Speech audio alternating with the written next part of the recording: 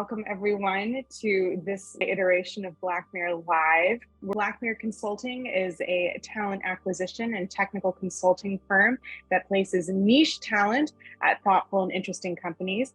We work with government agencies and companies across various industries, including healthcare and finance. We'd love to get to know you better, so please head to our website and sign up for our mailing list to keep in touch. And if you would have any questions, please feel free to ask them as Domini and Chris continue their conversation. Domini Clark is the CEO and founder of Blackmere Consulting.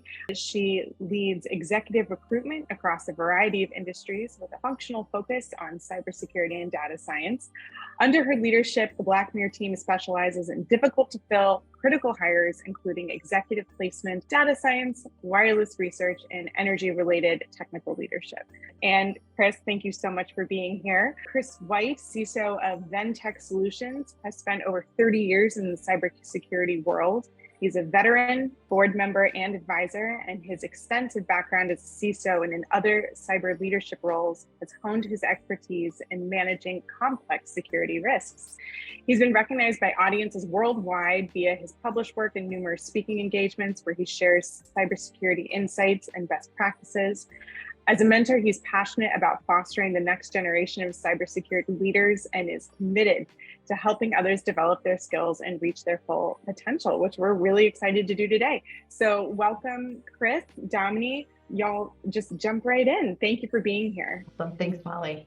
And Chris, truly, thank you. This is truly a pleasure and an honor to have you here. Thank you. Well, and I think it's a nice relative topic, so extremely relevant topic. But before we get there, I want to give everyone a feel for who you are, what you're doing, and how you got where you are. So tell us the story. She mentioned my age a bit ago. I actually started my journey in 1989, which is pretty much pre-internet. I was the generation that grew up watching War Games, the movie with Matthew Broderick, and had stars in my eyes. And when I joined the Air Force, didn't really know what I was going to do. I was going to try to be an air traffic controller, like my father tried to do. And that wasn't available. So I fell into this thing called SIGINT, which is signals intelligence. I had no idea what it was. It just seemed like the best job on a description that they gave me in the little 3 or 4 sentences. And what my focus was there for the first, 5 or 6 years of my Air Force career was intercepting HF, high frequency signals broadcast over the air, and converting them in from an analog transmission to a digital format, and then able from there to converting zeros and ones into letters. Early forms of cryptography, if you were. And then from there, it kind of grew into understanding more how computer to computer based communications happen, how computer networks work. I remember setting up my own home network long before it was a thing, using ThickNet, which is like old cable, TV cable stuff with 50 ohm terminators at the end, and learning how to do all that kind of stuff long before I ever learned what cybersecurity truly was. And then after that, when I was getting ready to leave the Air Force in 99 timeframe, I worked my entire career in a classified area. So we had no windows, no sunlight. You couldn't talk about really what you did. And I didn't want to do that at all. I didn't want to do any of that kind of stuff. I wanted to go home. I wanted to have a light. I want to have windows, go outside. And what I learned— Get your cell phone to work. Well, there wasn't any cell phones back then. Sure. But what I learned real fast is I didn't have a relative degree to what I could do, my skill set. There was no credentializing for cybersecurity back then. And so one of the contractors, General Dynamics, who I worked with regularly, they knew who I was, they knew what I could do. And they hired me as what was the term? It was a logistician specialist or something like that. But that was just the job code I filled. And what they actually hired me to do was to design, build, deploy cyber offensive and defensive platforms for the Air Force. So I spent 13 years doing that. And it was time for me to leave my government services at will. A former colleague of mine had joined EY, Ernst & Young, and had been chasing me for about 6 months, saying, you should be here. This is where you belong. This is where you should be at. And I kept saying, I don't know. I make okay money. The job is all right. And the people I work with are great. Finally, what he did is he talked me into going into having like a happy hour session with 7 or 8 of the people that work for EY in the San Antonio area. And that meeting completely changed my life. These people that I was working with, I was like, this person's amazing. That person's amazing. This person's outstanding. I want to be part of this team. And so while I had been doing cybersecurity to some degree, or, under that banner, not necessarily under that banner, but under InfoSec and things of that nature, That's really where I became understood I am a cybersecurity professional, and spent the next 4 or 5 years deploying SOCs and helping Fortune 500 companies and greater, that 1,000 and greater, manage their SOCs, improve their cybersecurity stance, giving advice to C-suite. And that's really where, it was a big trajectory change for me of understanding what engineering and execution in cyber was versus what running cyber platforms and then cyber programs and then talking about risk to executives became from. So I had this whole DNA of engineering and operations that then converted. Well, and those conversations have changed so much over time. The leadership is considering cybersecurity so differently than it was then. How have you seen that evolution? There was a period of my time there where I did not want to be a CISO. I didn't want to have anything to do with it because the CISO was the speed bump. They were the person that gets fired to protect the board or to protect the C-suite when a cyber impact happened. Pre-Petya, or not Petya, I should say, pre-WannaCry, there was this shift where boards and leadership groups recognized that the CISO is a valuable person. You don't want to rotate them through every 3 years. Right. It's expensive and you don't really get any stability. That's when I was transitioning out of EY and I ended up at IPG as their deputy CISO, working for Christian Heinemann, which is one of the best things that ever happened to me. You were able to communicate to executives who now have received the message that just as important as your uptime of your email servers is the security of your email servers. It's not a afterthought, a thing that you have to do because some framework told you. It actually is a business enabler and a key critical business function. So it changed drastically. And actually, we're in the process of another drastic change. So you probably have seen the news recently where the SolarWinds CISO got a Wells notice, as I think the CIO did as well. The Uber CISO, I think he's serving time for his actions around his behaviors. And there are even other C-suite executives who get judgments of some type against them for their decisions in support of or allowing to occur bad cyber impact. So now it's becoming more and more critical to understand what you as a CISO sign up for, how you communicate risk to the executives, and then make sure they understand and have a proper acceptance process to ensure that nobody goes to jail, because I hate going to jail. Oh, it is not on my list of things to do. Any stretch of the imagination. And in so many CISOs, we talk to a lot of folks in that role, and it can be a bind. You have all of the risk, all of the liability, and you don't necessarily have the power to change things. Right. It can be very frustrating. So frankly, when CISOs come to us, it's often exactly that. I know something is not right. I know it has to be handled, and I can't move the mark because that executive leadership team isn't ready for it, isn't willing to spend the money, isn't believing what I'm saying is true. How do you navigate that? It's not easy. And I don't like saying it depends all the time, but as often many things does, it depends. It all depends, right? First of all, you have to build a really good relationship. So I'm blessed right now that I have a very strong relationship with my CEO. When I call, he answers the call, he listens to me. I am part of the voice of what our company does and does not do. And as long as I'm making good decisions and not saying, hey, I need to spend $200 million more tomorrow when my budget's only say 10 million right now, they listen and execute. When you get to that point where there is a conflict, and inevitably there will be, where the security guy says you need to do X and the operation guy says, no, you're going to do Y, we need to do Y. And security guy will say, well, if you don't do this, you face a potential loss of $1 million.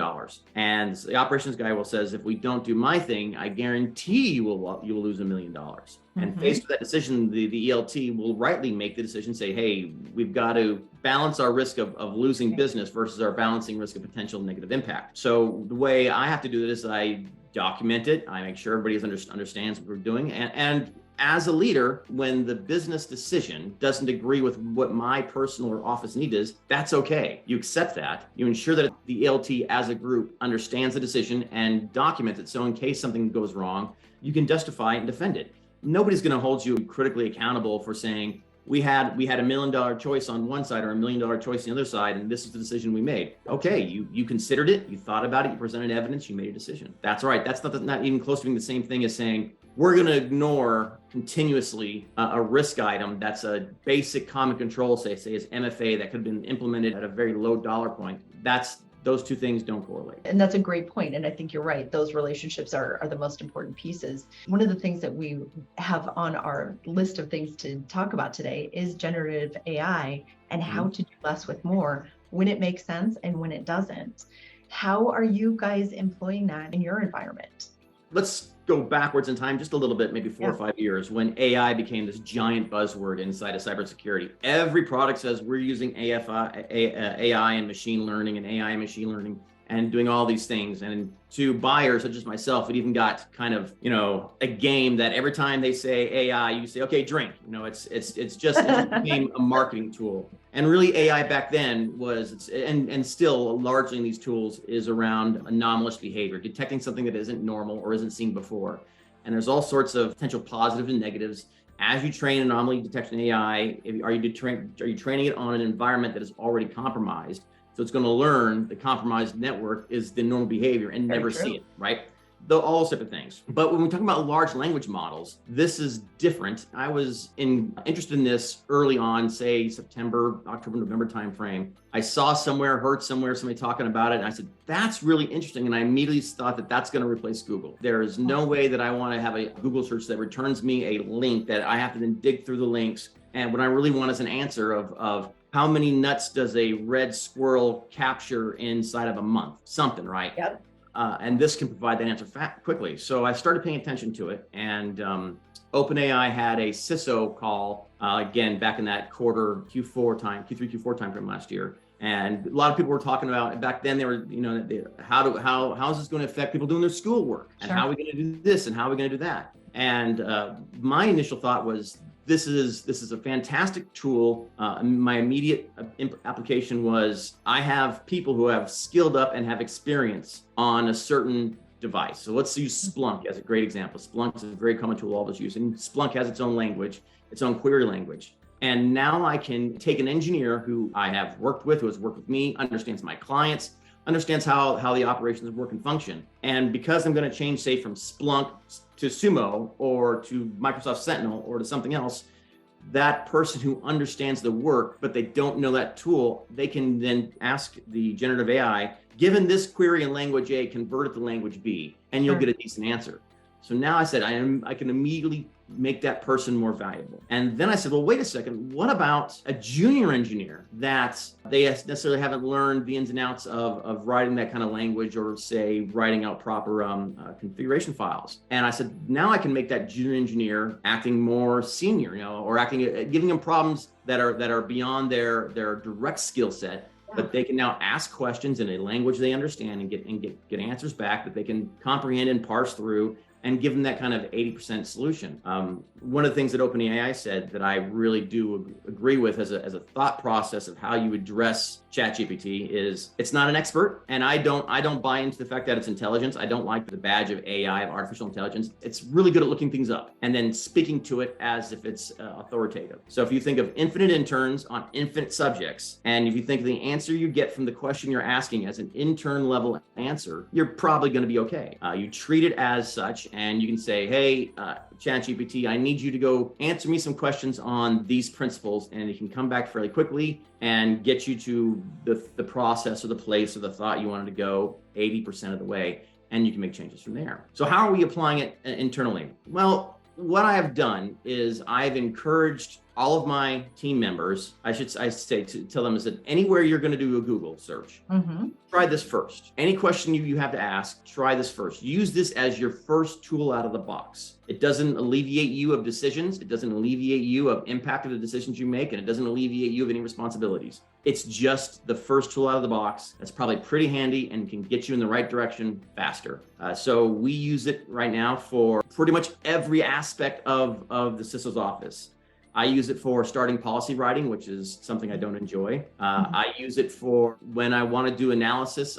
Part of my role is business development. So I use it when people say, Chris, what do you think about this RFP? I have, which would normally take me a long time to respond. I point it at I have a history file of all the work that we've ever accomplished and all the things around it. And I say, chat, look at my history, chat, look at the RFP, write me a response. And it writes me a really good response that I can just send to the BD guys and say, here you go, here's my first draft. And that's 5 minutes work versus several days. My SOC analyst, we use it for code interpretation. So if you have a piece of obfuscated code, you can drop it in there. It'll de-obfuscate the code and then tell you what it is. I've used it to train people on how to break out email headers. I've used it for, again, engineering to say, hey, we are trying to write a query that does X, Y, and Z, and oh, that's how it's doing it. Get us there. Yeah. We've used it for any number of things. I'm going through a decision analysis process right now, and because of the decision analysis process, according to our CMI framework, I had to write up a bunch of categories that we were going to measure the products under analysis against. And I instinctively know what it is. I know what I want, and the time it would take for me to write that out is frustrating because I have other things I need to do. So I just say, here's what I'm trying to do. Give me some topics, and it gave me a great bunch of. It gave me 10 topics. I modified them a little bit, put it in there. Something that would have taken me several hours took me 5 minutes. I often tell people now that no, ChatGPT is not going to replace your job, but somebody who knows how to use it absolutely will. Because if you're not doing it, that means you are probably doing less work than somebody who you're competing with, and your work will take longer to accomplish. That's right. That's right. Well, we're using it internally, and we've found that it will sometimes make things up. So all the time. Your analogy that it's a host of interns that come back with different information. That's kind of the perfect way to conceptualize it. It doesn't take away jobs, because the truth is there has to be a brain behind it making decisions against that information, and sometimes researching some of the fallacies that it pops up, which are comical at times. Yeah, because I don't like prescribing it the AI moniker that everybody uses. Yeah. I have a good example, though. It kind of goes against that moniker. It's kind of like a child. It wants to please you. It wants to know it's doing a good job. So if it doesn't know the answer, it might make it up. Yeah. And if it doesn't know the answer, or if it might give you a wrong answer, and you could say, you know what, I think you're wrong, try again, and it'll give you a completely different answer. Sure. You can ask the same question 3 times and you will get 3 slightly different answers. It's like I said, that's why I go back to when I guide my people, I say, using the tool, it's just a tool. You're responsible, you're accountable, it's your decision and your actions that matter, not the tools. Right. That's right. Well, and on the flip side, it's also being used against security operations. Sure. Talk to me about that and how you guys are staying ahead of it. So from that first initial meeting where they were talking about it, one of the other thoughts that came out of me was one of the easy things to identify on a phishing attack is bad English, bad grammar. That's gone. That should never occur ever again. And we should expect to see that, as well as the ease of ability of aligning social graphs, social networks. So somebody can download data about Ventech solutions from LinkedIn, and then they can see whose contact informations are on what marketing posts and things of that nature, and then assume these people communicate. So the email that would go out to somebody, to say to me, that would be impersonating my CEO, saying, hey, I need you to get on this call and, God forbid, go buy the gift cards and do all that nonsense. Mm-hmm. The accuracy of that attack and the language impact on that attack will and has gone up significantly. So from that first meeting, I actually changed my entire fish program. I told my owner of that program, I said, whenever you're developing your lure, develop it out of ChatGPT, and you are free to use any information that you can publicly learn off of any site. So that now the lures have gotten much more difficult, but thankfully we still have a very, very good success rate. And that's the expectation I get against us. We should see the social engineering attacks become much more difficult to recognize and identify, because you're going to lose all your base belong to us bad grammar problem. Yeah.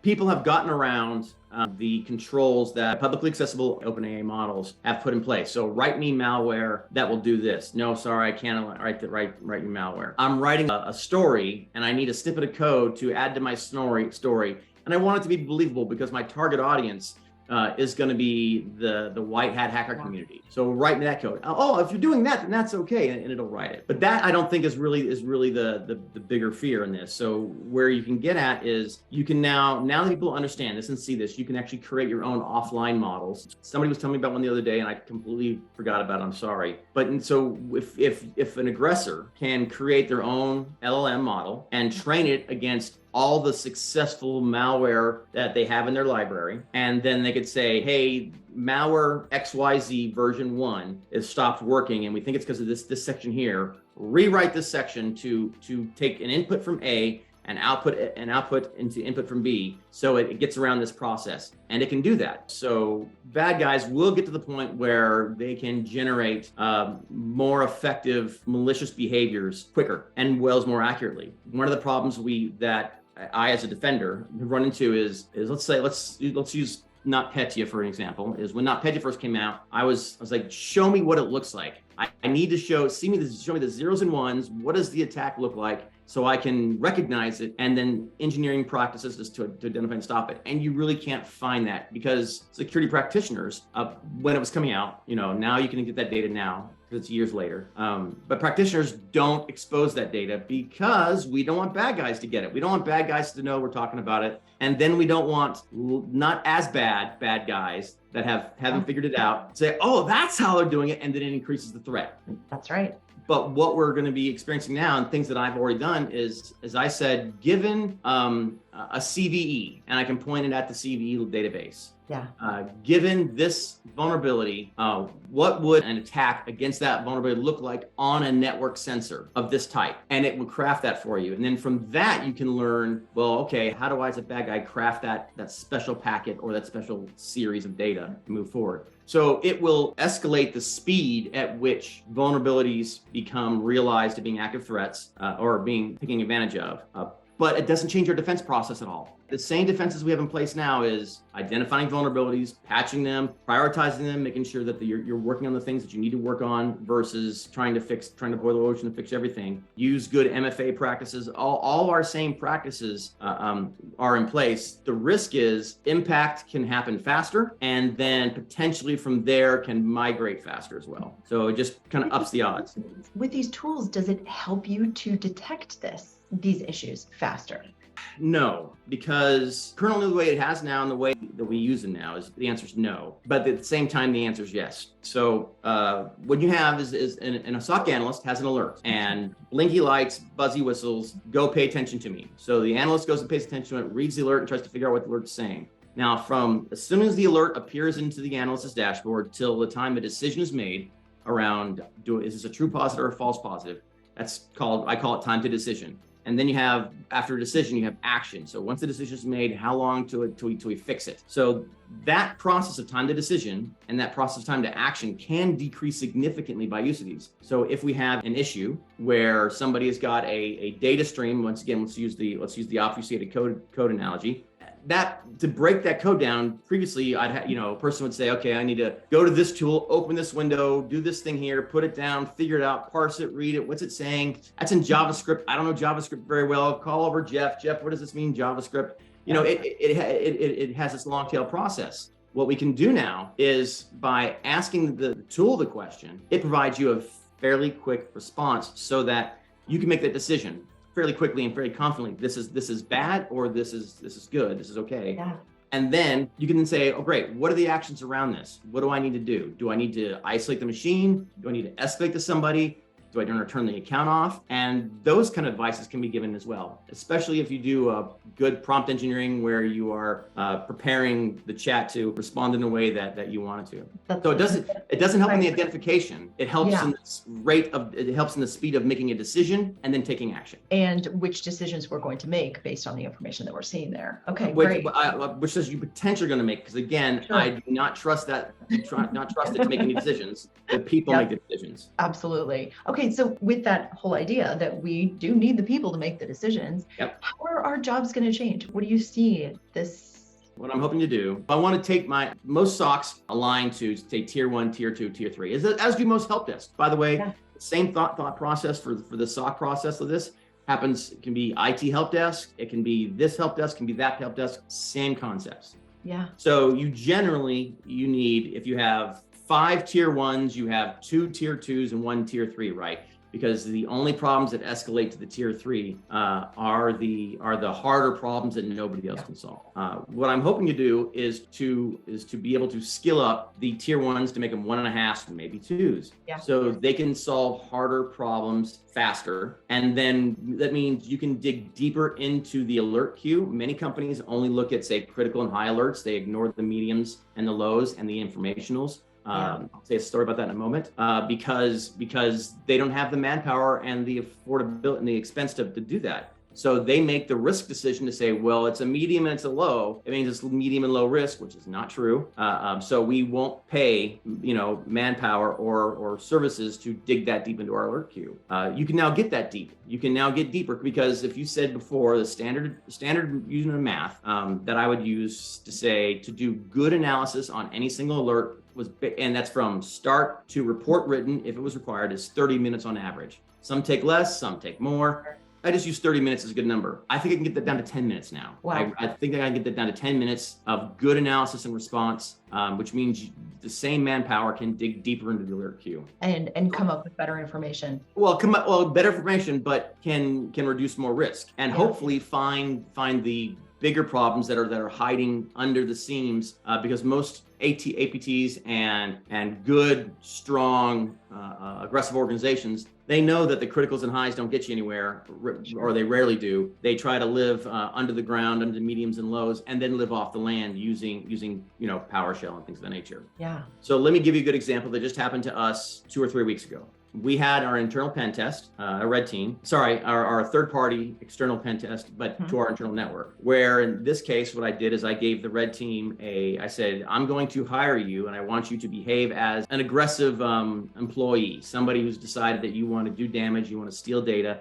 I want you to be that employee. So I gave them a laptop so they had access, and I gave them an identity so they had access. And one of our controls, in this case, Microsoft Defender, when I said, I told the aggressor, because we all work from home. My company is fully distributed work from home model. I said, you are free to do anything you want to that laptop you want. You have physical access to it. You're in your home office. Anything goes, because that's the risk I face.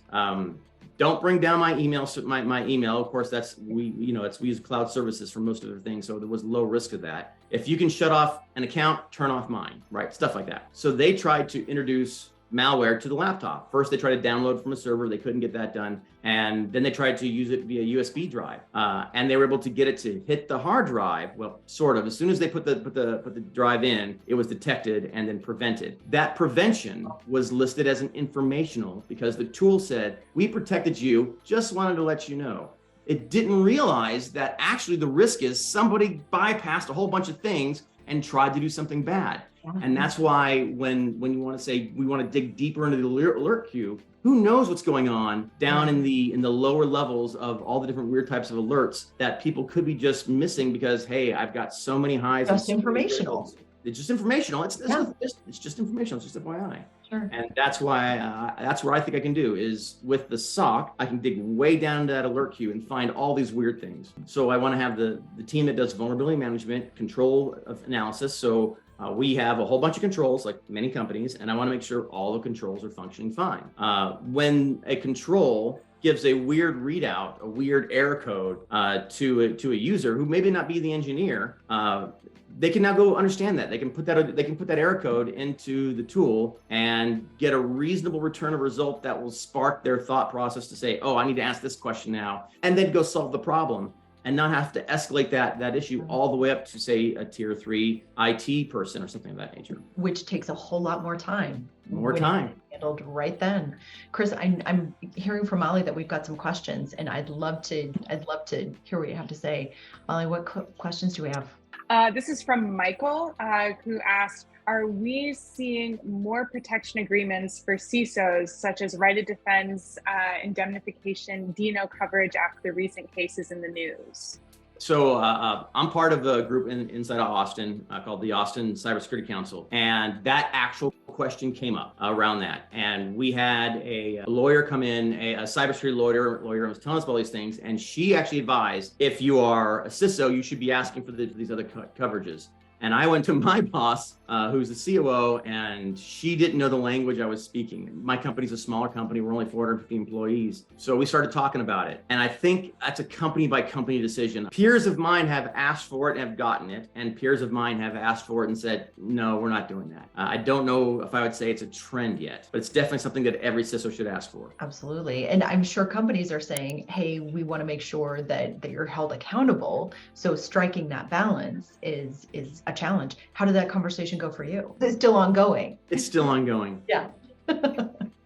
And I see both sides, but in my opinion, you cannot put one person in a position to take the fall for all of the decisions that lead up to something like that, especially when there's so many variables that just are not in your control. Right. The way I'm currently handling it and talking about it with my leadership is, I said, well, if I don't have those level of safety, because again, I don't want to go to jail. I hate going to jail. It's a bad thing. Not that I've ever been.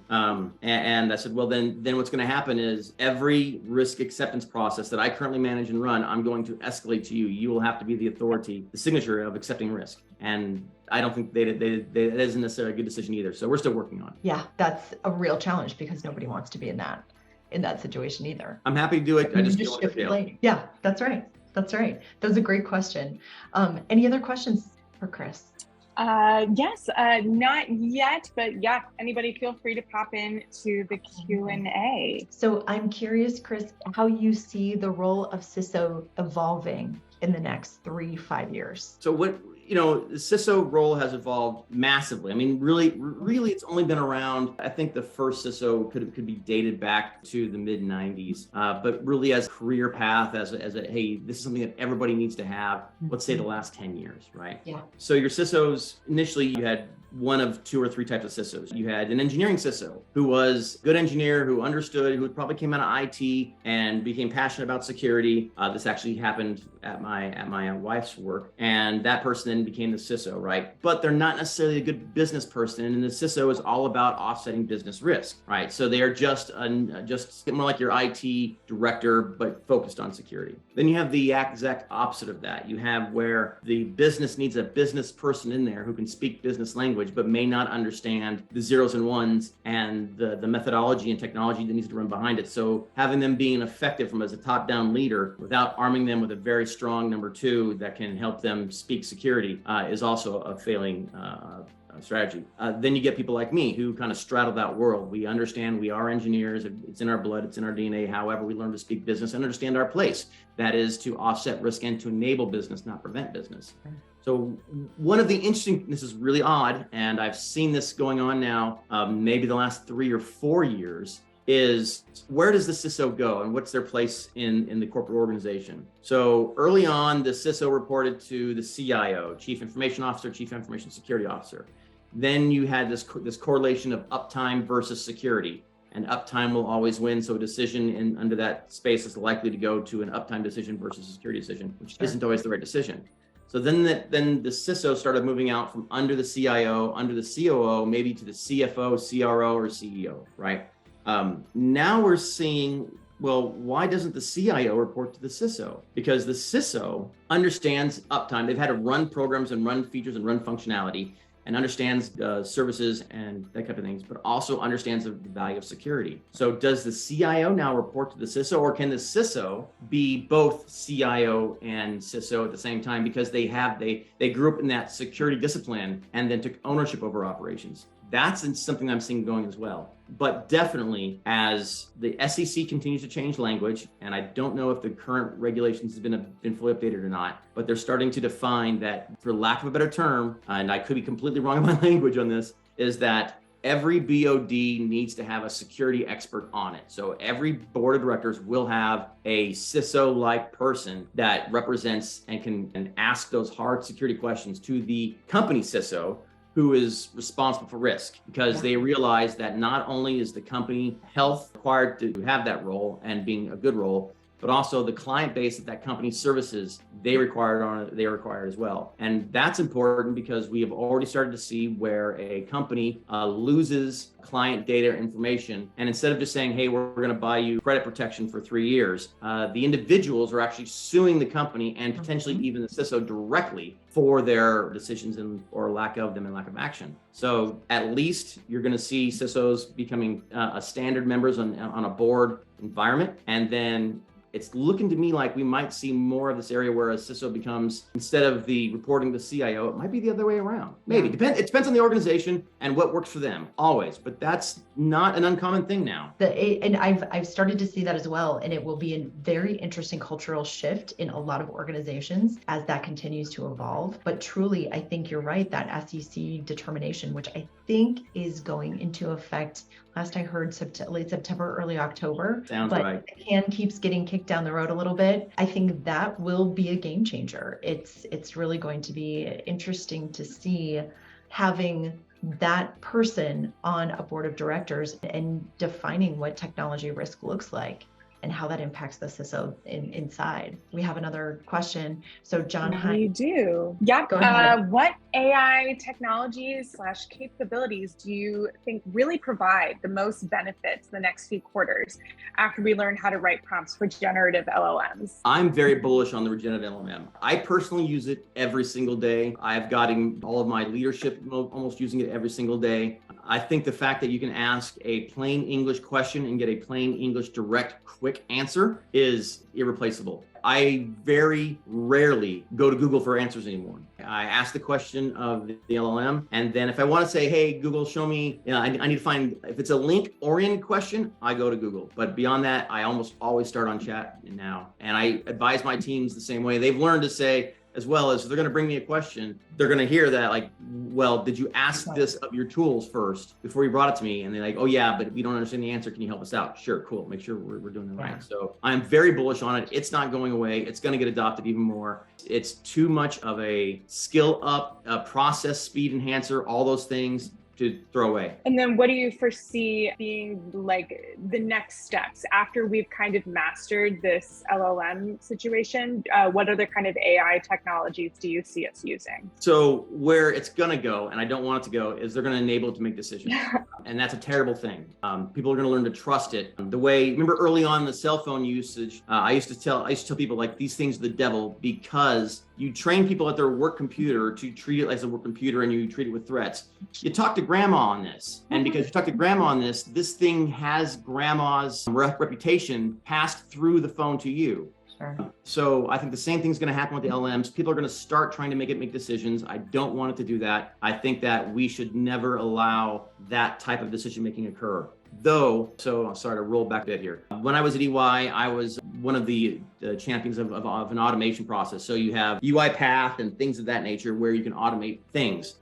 That's not the same as this. So an automation process is I have a well-defined in, I have a well-defined out, and I have a well-defined how to get from A to Z. And you modify and you automate the A to Z process. You understand the problem entirely. If you're going to say that we're going to throw randomness at an LLM and it's going to run into something completely unique, and then it's going to make a decision, that's going to end up in a bad result for you eventually. Total new things should always be presented to a human brain to make a determination on it. And then once you figure it out, you can then automate that process. You could say, LLM, once you've determined and you have 8 of 20 points of confidence that this is that, then we can use our SOAR platform to execute this process. The rate at which it can be wrong, which is not uncomfortable, and do you want to trust an infinite amount of interns on infinite subjects to executing your security processes? That's not for me. That's not for me.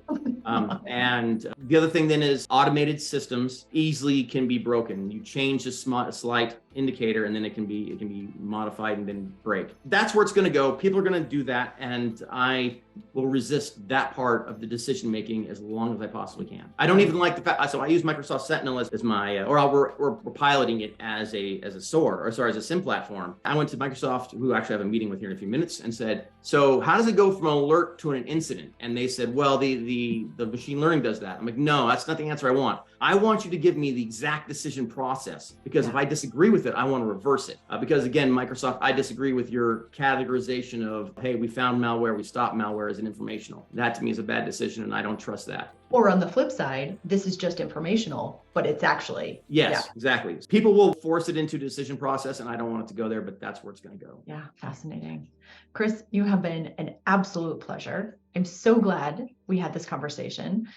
Thank you for having me. Yeah, absolutely. And we will let you get to your Microsoft call. Hey, for anybody who's on this or hears this in the future, I'm a pretty open person about these type of things. If you just ask me a question on LinkedIn, I'm happy to respond if I have time. Not a big deal at all. Wonderful. Wonderful. And I will look forward to seeing you very soon. Me too. Okay. Thanks, everyone. Bye-bye. Bye-bye.